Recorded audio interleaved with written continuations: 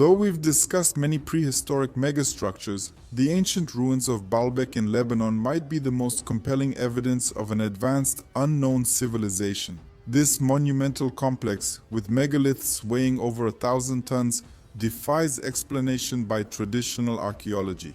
Baalbek is located in northeast Lebanon, about 100 kilometers from Beirut. It's not easy to reach now, situated at an elevation of about 900 meters on a sacred hill in the fertile Bekaa Valley. Long before the Romans built their massive Jupiter temple, and even before the Phoenicians erected a temple to Baal, Baalbek was already home to the world's largest known stone structure. The official history claims Baalbek is a Roman architectural wonder. The Temple of Jupiter, one of the Roman Empire's largest, still impresses with its grandeur. Beneath the Roman structures lie massive stone blocks called trilithons, forming the temple complex's foundation. Each trilithon is over 19 m long, 4.2 m high, 3.6 m thick, and weighs about 900 tons. These are among the largest stones ever moved and installed in human history. For comparison, each of these stones is roughly 36 times heavier than Stonehenge blocks and 10 times heavier than the largest Giza pyramid stones. Despite their weight, these stones were transported from a quarry over 1 kilometer away and raised 9 m high. The stones were crafted with such precision that they fit together perfectly. Between them, it's impossible to fit even a sheet of paper.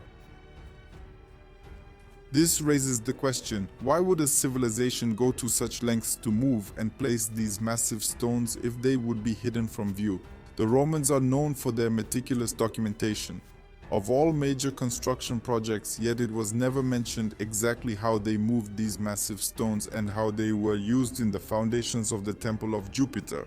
Moreover, the various construction techniques on site, from finely crafted megaliths at the base to cruder Roman masonry above, suggest the complex may have undergone several phases of development, with earlier stages being more technologically advanced.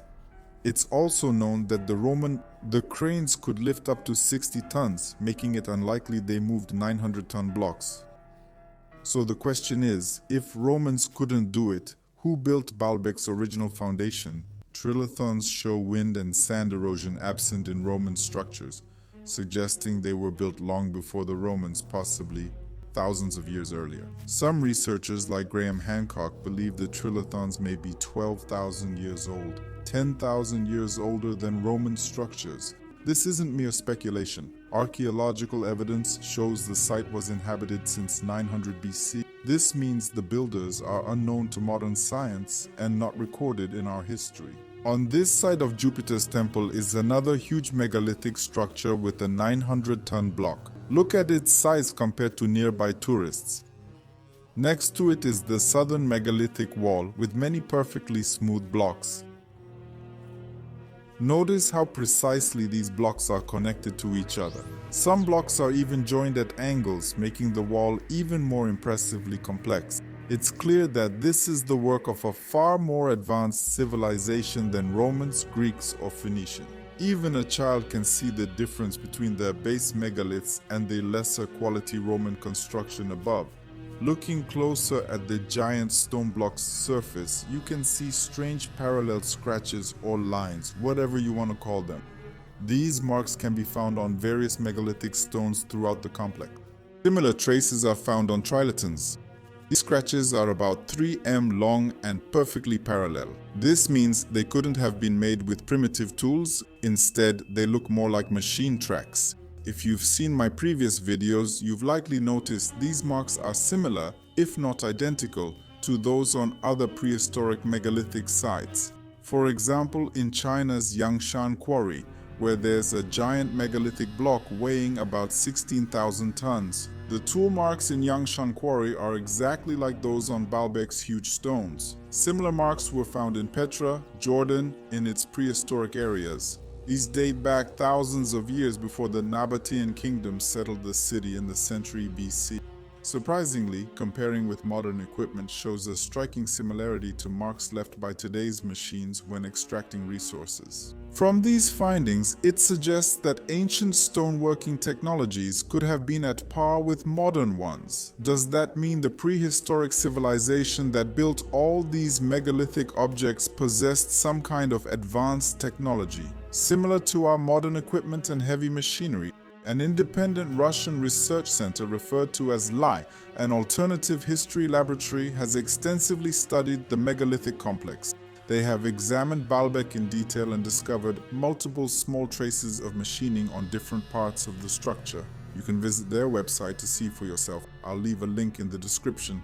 They have demonstrated the astonishing accuracy of the southern megalithic wall of Baalbek, photographed the ideal joints of the blocks where you can see that the traces on the edges of the blocks are even more unusual.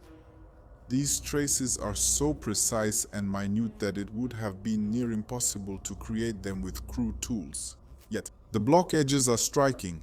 Zooming in reveals a thin line between the surface and chamfer. This line is under 3 mm thick. No primitive tool could make it, but what did? The block's edges have layered chamfers, identical on both blocks. These details are precisely crafted, even polished in some areas. The work's quality shows in the recess, accurate to fractions of a millimeter. Look at this massive megalithic wall made of 800-ton blocks. The darkened surface suggests these blocks predate nearby Roman structures. Again, we see incredibly precise connections between the blocks. In some connection points, it's so dense you can barely see the joints. It's unclear how deep this wall goes. 1,000 years ago, the ground was much lower. Floods and cataclysms have occurred. We likely only see the top of this wall. It could go down tens of meters, like basement levels we see, weighing 800 tons, placed so precisely at such height. The Baalbek complex has at least 40 such stones. Each weighs between 800 and 1,000 tons. There might be more, but excavations are limited. Digging deeper is prohibited, so we can only guess what lies beneath. Next to Jupiter's temple is Bacchus's, with huge base stones too. Ton stones fit perfectly. No blade fits between vertical or horizontal seams. Unless you're right in front, you'd hardly notice the joints. But giant stones aren't the only ancient remains at Baalbek. When you visit Baalbek's temples, the massive columns catch your eye first, especially those of Jupiter's temple. These are the largest stone columns ever built in ancient times. Sadly, only 6 columns remain, standing 22 m tall with a 2.5 m diameter. The columns are perfectly smooth and polished, yet no tools capable of such work have been found. Each weighs 1,500 tons. That's 50% heavier than the trilithon, and they had to be erected upright without crushing under their own weight. But the real kicker is the upper stones. While the 500-ton columns might be explained away somehow, for those unfamiliar with construction, the upper stones pose a bigger mystery. Each section weighs about 80 tons, and with 22 m high columns, if compared to school teachings, scientists' claims about primitive building methods seem absurd and not worth discussing. From childhood, we're taught to believe in simple yet effective ancient tech. If scientists confirm, everyone believes. These columns were limestone, but Baalbek has others. Archaeologists were shocked to find ancient columns, most of which were destroyed. These columns amazed scientists as they were made of pink granite, not limestone, a much harder material. And there's more. There's no nearby source of pink granite. Historians suggest these 200 pink granite columns were brought from Aswan, Egypt, which was 1,100 kilometers from the quarry used for Giza's pyramids. Historians are stumped by this fact. Moving 100-ton stones 800 kilometers from Aswan to Giza was hard, but to Baalbek was even harder. These granite columns weren't just moved along the Nile and plains, but also transported across the Lebanon mountains, reaching heights of 2,500 meters. Moving such massive stone columns through mountains seems like an impossible task. This raises key questions. Why did ancient builders go to such extremes for Baalbek's columns? This transport required methods we don't usually link to ancient civilizations, but there's more.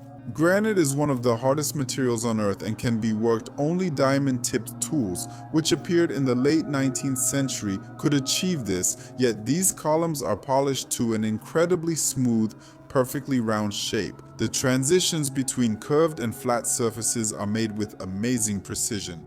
It's hard to believe such accuracy could be achieved with just hand tools. Even the most skilled sculptor would make mistakes.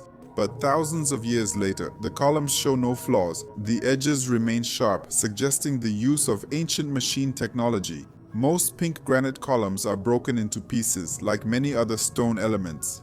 In some parts of the complex, stone debris is scattered, as if a catastrophic event occurred. What force was needed to split such hard granite? If you look closely at the destroyed stones, you'll notice strange patterns resembling modern machine marks. Could primitive tools have made such marks? Think about all this, friends. Share your thoughts in the comments on who built this and why. Like this video, and we'll see you next time on the channel.